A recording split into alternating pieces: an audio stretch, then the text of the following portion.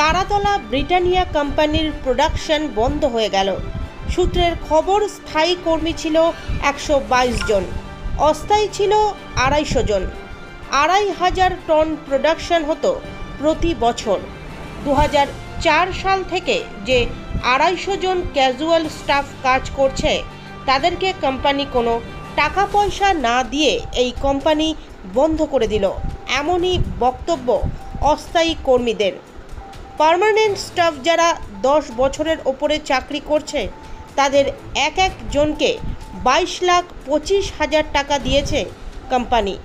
6 থেকে 10 বছরের নিচে যারা চাকরি করেছে, তাদেরকে 18,75,000 টাকা দিয়েছে কোম্পানি। নিচে যারা চাকরি করেছে, তাদেরকে 13,25,000 টাকা করে দিয়েছে কোম্পানি। কিন্তু অস্থায়ী কর্মীদের কোনো টাকা পয়সা এখনো পর্যন্ত দেয়নি কোম্পানি, এমনটাই খবর সূত্রে।